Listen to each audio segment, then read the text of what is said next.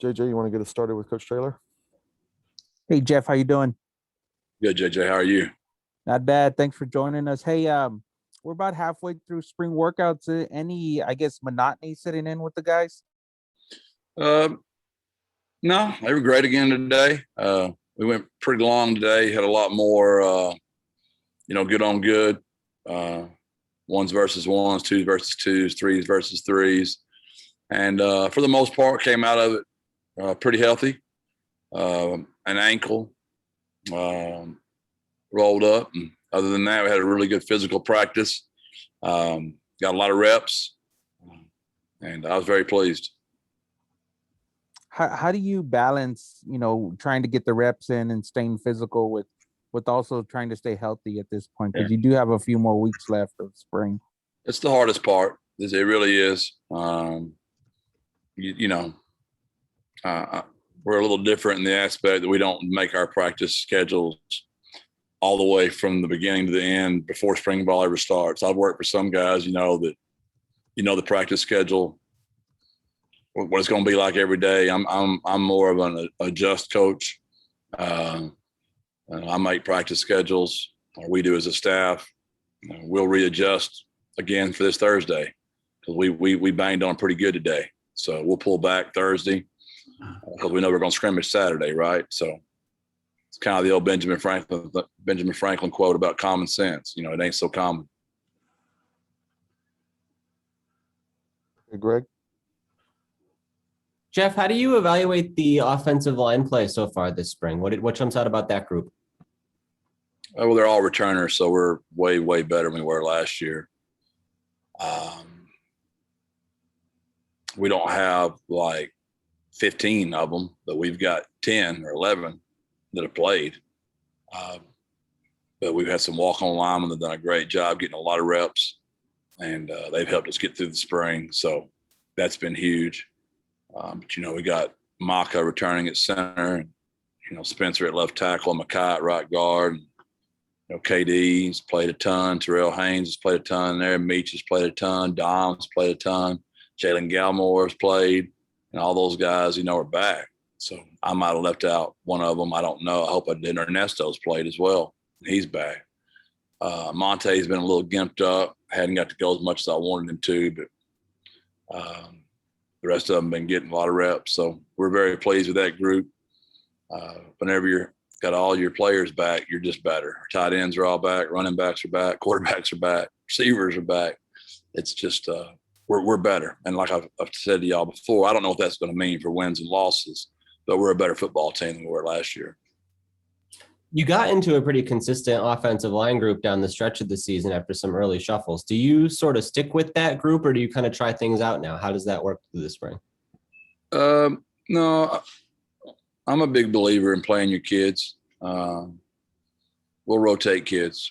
I just believe it's good for the locker room. I believe it's good for depth. I believe it's good for competition, morale. There's so many advantages. So, it's just always been my belief to play your kids. If they have the talent and they show up, and it's hard. It's hard to rotate quarterbacks. It's hard to rotate linemen. And it's hard to rotate cornerbacks. Those three spots that kind of concern me, but I'm pretty, this is my 17th year to be a head coach. And if you go back and look at it on video, it's shown up. We play a lot of kids. We play our roster. Our roster, if they travel, we're trying to get them out there. Any individuals from that group up front who have stood out to this point or caught your eye, big jumps from last year? I'd probably rather, Coach Maddox speak on that. But I know that Spencer Burford, Maka, and Makai always have great days. Terrell Haynes is one of those quiet guys under the radar that keeps getting better all the time. Of course, Jalen Galmore and Dom have had a good spring as well. And I've been pleased with all those kids. I don't know if there's anybody that's just jumped out, honestly. They're all very bought into the program. And they know so go them, so go us. And our triangle of toughness is about being very physical on defense, but it's also about being really taking a great pride in being a team run, where we all take pride in that. And that's where it starts up front. Where do you see Dom fitting in? Because I know he kind of started the year and then there were some injuries, situations that played in. What's the outlook for him going forward? He's an interior football player. I mean, he's a guard. He's an unbelievable attitude.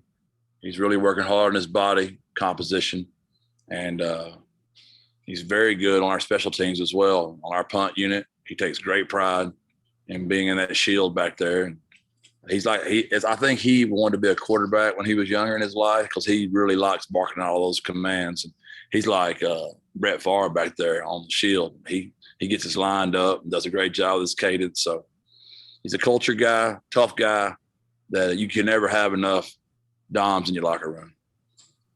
And you mentioned Jalen Galmore. It's been a couple of years since we've seen him actually be able to play on the field. He's had the injury he's been working back from.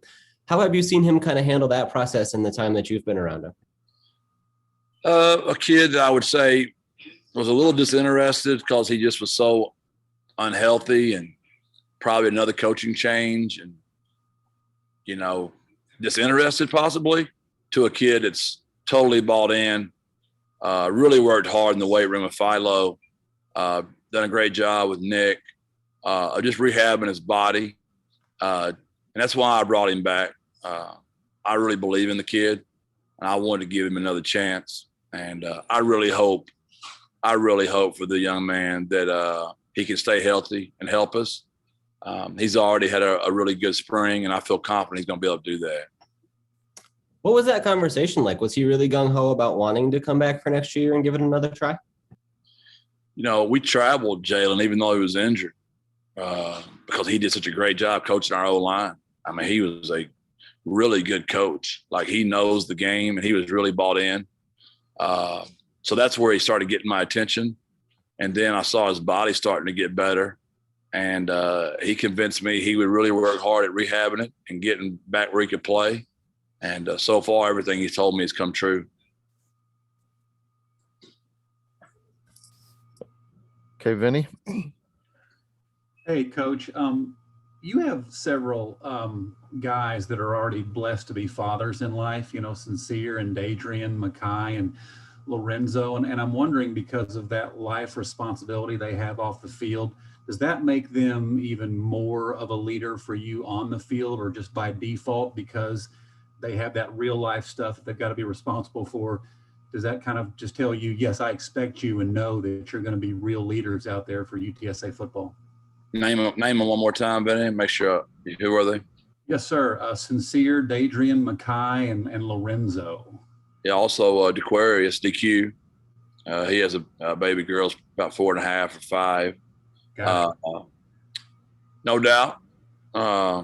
You just see the world differently when you have a child, because I know for a fact on October 16th, 1993, when Jordan Traylor was born, that moment I changed on the spot. And that would be pretty much what all men would say if they wanted to be responsible fathers, because you realize that from now on, everything you do, someone's depending on you.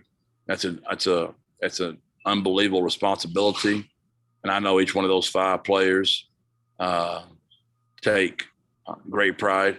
I hear them talking about, as we go over our culture pillars, how they're going to teach their children. And that's extremely flattering for a head coach when those players speak to you about the culture pillars and how they're going to share it with their own children. And everybody's got a culture. I mean, your family has a culture, your church, your football team, your business. And if you're the leader of the organization, it's your responsibility to teach the culture. So no different for those young men. We hope as coaches, we can be role models for them to help them off the field and with their families. And we take great pride in that as coaches of being those role models. But do you expect a little more out of them because they're fully grown men now with life things? I mean, do you expect them to measure up to some of your younger guys out there and say, this is what you need to be doing today? I don't put the pressure on them like that, Vinny, because they're fathers, but maybe privately, in our conversations, we talk about those things that, because it is like to your point, it's just different. I mean, that's, Lorenzo chose to come back. Aquarius chose to come back, DQ. He teases me. I call him Aquarius. That's his real name. He'll kill me for telling y'all that. Those guys chose to come back. So they're working other jobs, trying to make ends meet, just to take care of their children. And there's no doubt that when Lorenzo comes in here, Elijah's on his mind. Each one of those young men, when they come in here, that's on their mind every day. Thank you, sir. All right. Thanks, Coach. Thank you. Thanks,